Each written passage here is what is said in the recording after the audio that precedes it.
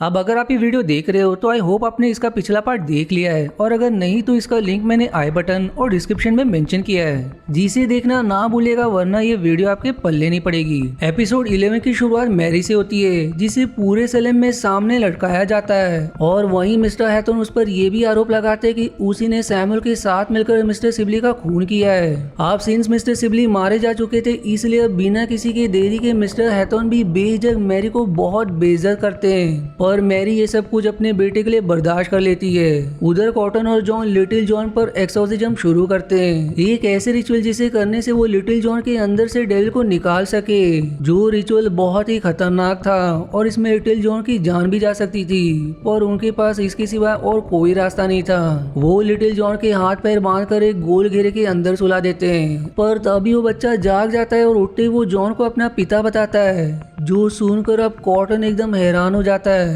जिससे अब उसे भी पता चल जाता है कि ये बच्चा कोई और नहीं बल्कि जॉन का ही बेटा है। जॉन भी अब उसे अपनी और मैरी के बारे में सब कुछ बता देता है, बस ये छोड़ के कि मैरी अब एक विच है। उधर मैरी से मिलने मार्बुक आती है, जो उसे बताती है कि वो जल्दी जॉन तक पहुंच जाएगी, पर मैरी भी उसे जवाब देते हुए कहती कि जब तक वो उस तक पहुंचेगी तब तक लिटिल जॉन का एक्सोर्सिज्म हो चुका होगा। जिस बात को सुनकर मार्बुक एकदम घबरा जाती है, जिससे अब उसे समझ आ जाता है कि उसके पास ज्यादा समय नहीं है लिटिल जॉन को ढूंढने के लिए। उधर ऐसा एक डॉली की लाश लिए हुए चर्च पहुंच जाता है, और वो सबके सामने पूरे सलेम को गाली देने लगता है, क्योंकि इन्हीं सलेम वासियों की वजह से उसकी डॉली आज उसके साथ नहीं है, जिसके बाद उसे भी मैरी के साथ वहीं लड़का दिया जाता है। उधर लिटिल जॉन के अंदर का शैतान बाहर आने लगता है, और वो जॉन को कमजोर करने की कोशिश करता है और अपने हाथ पैर की रस्सी को खोलने को कहता है, पर कॉटन ऐसा नहीं होने देता। वो लिटिल जॉन को अपने पीछे पीछे एक प्रेयर दोहराने को कहता है, पर लिटिल जॉन ऐसा नहीं कर पाता।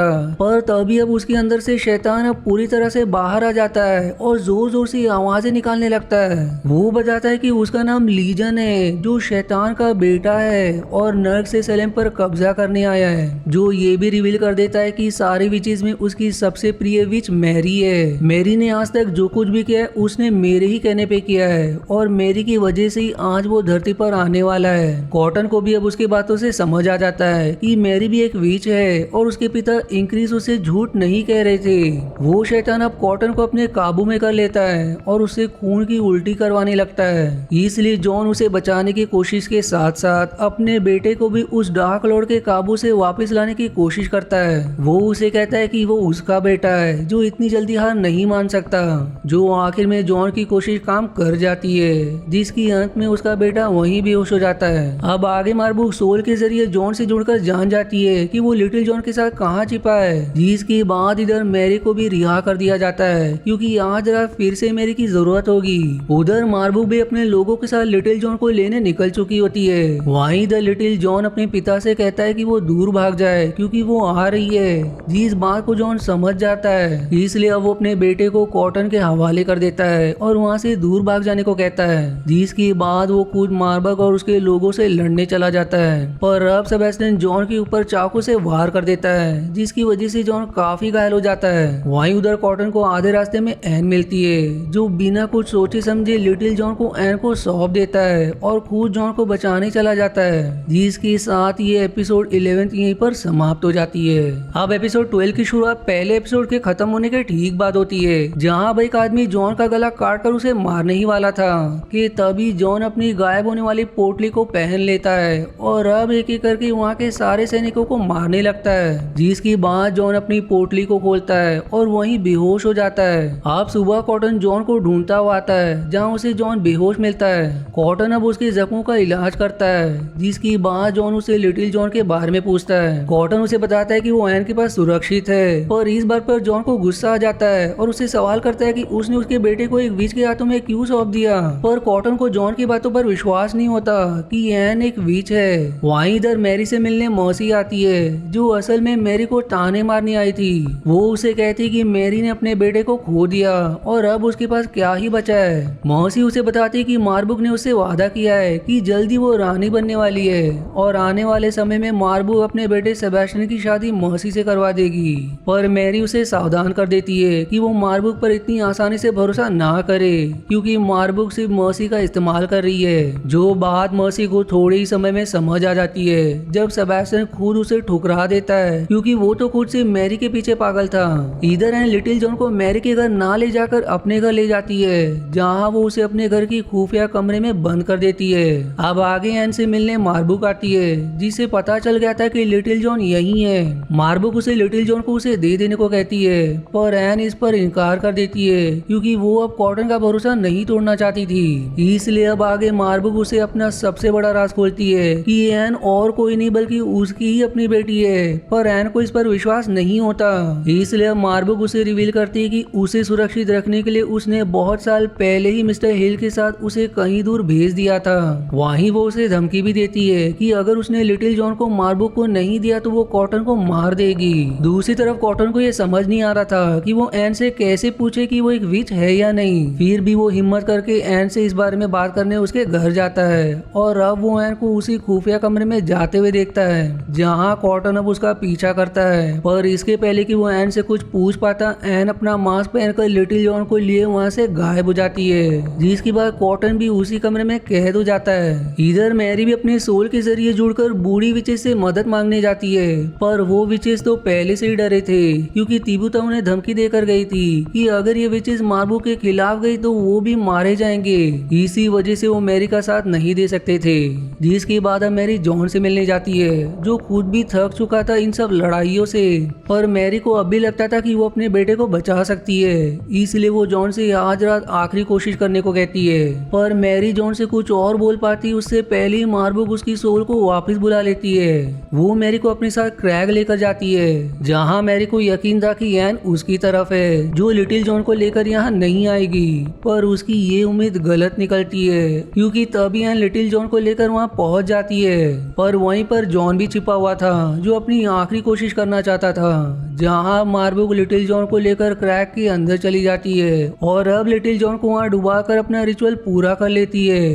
अब जो लिटिल जॉन के शरीर में क्रैग से निकला था वो अब कोई मैरी का बेटा नहीं रहा, क्योंकि उसकी सोल अब पूरी तरह से डार्क लॉर्ड में तब्दील हो चुकी थी। लेकिन बदकिस्मती से गोली से उस डेविल को कुछ नहीं होता। इसी सस्पेंस के साथ ये एपिसोड 12 यहीं समाप्त हो जाती है। अब सीजन 2 के आखिरी एपिसोड की शुरुआत पिछले एपिसोड के खत्म होने के ठीक बाद से होती है, जहाँ मार्बुक डार्क लॉर्ड को मैरी के घर ले जाती है और वहाँ उनके जगने का इंतजार करती है। वहीं अब मैरी बहुत टूट गई थी, क्योंकि उसका बेटा तो कल ही मर गया था। ये उसका बेटा नहीं हो सकता, जो बस उसके बेटे के रूप में डार्क लॉर्ड है। वहीं उधर जॉन जंगलों में भटक रहा था, जो आखिरकार थक आकर मारा जाता है, जिसके बाद उसके आदिवासी दोस्त उसे एक अलग दुनिया में ले जाते हैं। दूसरी तरफ कॉटन को भी एन के बारे में सब कुछ पता चल गया था, जो अब उसे धमकाता है कि वो उसके और उसके सारे विचेस की असलियत मैजिस्ट्रेट को बता देगा।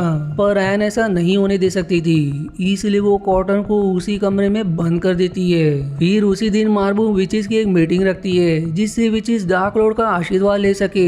सबसे पहले डार्क लॉर्ड मर्सी को बुलाते हैं, जो मर्सी की उंगली काट कर उसे सजा देते हैं, क्योंकि उसने डार्क लॉर्ड को मैरी से दूर करने की कोशिश की थी। जिसके बाद वो टितुबा को बुलाते और उसे तोहफे में आजादी देते हैं, जो उसे हमेशा से चाहिए था। वहीं इधर मार्बुक मर्सी को उसकी असलियत दिखा देती है कि वो उसकी नौकर के सिवाय और कुछ नहीं है, वो तो बस अपने काम के लिए मर्सी का इस्तेमाल कर रही थी। मर्सी अब गुस्से में आकर मार्बुक पर हाथ उठाने की कोशिश करती है, जहाँ जवाब में मार्बुक मर्सी को घर से ही निकाल देती है, जिसके बाद मर्सी वापस से बेघर हो जाती है। अब आगे लॉर्ड डेविल मार्बुक को साफ समझा देते हैं कि उनकी सिर्फ एक ही रानी हो सकती है, और वो मैरी ही होगी आने वाले वक्त में, क्योंकि वो सिर्फ मैरी से ही शादी करेंगे, जिसके लिए वो मार्बुक को तैयार करने को कहते हैं। उधर तितुबा जैसे ही सलेम से निकलता है, सारे पक्षी उस पर हमला कर देते हैं और उसे नोच नोच कर कच्चा निकल जाते हैं, जिसके कारण वो वहीं मारी जाती है। जहाँ हमें पता चलता है कि डार्क लॉर्ड के हिसाब से यही थी उसकी आजादी। दूसरी तरफ अब मैरी मार्बुक को मारने का सोचती है, क्योंकि अब ना तो उसके पास उसका बेटा बचा था और ना ही उसका प्रेमी। इसलिए वो मार्बुक को चर्च में अकेले बुलाती है और अपनी सारी शक्तियों को एकजुट करके वहाँ आग लगा देती है। वहीं मार्बुक एक पानी वाली विश थी, लेकिन वो चर्च के अंदर बारिश नहीं करवा पाती।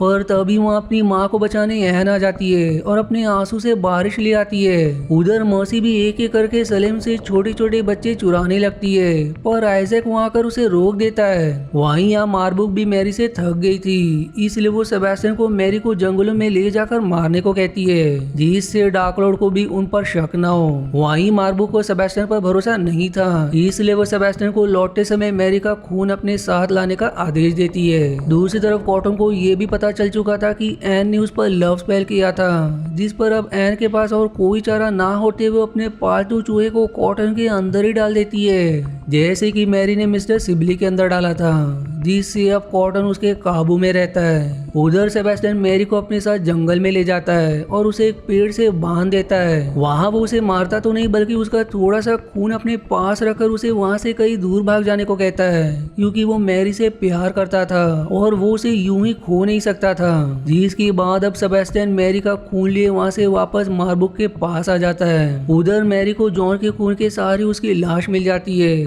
और इधर मार्बुक भी खुश हो जाती है कि आखिरकार मैरी मारी गई। वो अब डार्क लॉर्ड को इस बारे में बता देती है, पर डार्क लॉर्ड उल्टा मार्बुक को ही मार देते कि उसने कोशिश भी कैसी की मैरी की जान लेने की, जो सब सेबेस्टियन देख लेता है, पर वो मार्बुक की मदद नहीं करता। उधर मैरी अपनी जान के बदले जॉन को जिंदा करके वहीं मर जाती है, जिसके साथ ये एपिसोड 2 यही समाप्त हो जाती है। अब अगर आपको इसका सीजन 3 का एक्सप्लेनेशन देखना है तो या तो आपको इसका लिंक कमेंट या डिस्क्रिप्शन में मिल जाएगा, या तो मैं इसे जल्दी एक्सप्लेन करूंगा। वहीं आप सबसे छोटी सी रिक्वेस्ट है दोस्तों कि मेरी वीडियो अगर आपको पसंद आती तो एक लाइक तो जरूर करिए और चैनल को सब्सक्राइब करके मेरा मनोबल जरूर बढ़ाए। मिलते हैं अगले एंटरटेनिंग वीडियोस में, तब तक के लिए धन्यवाद दोस्तों।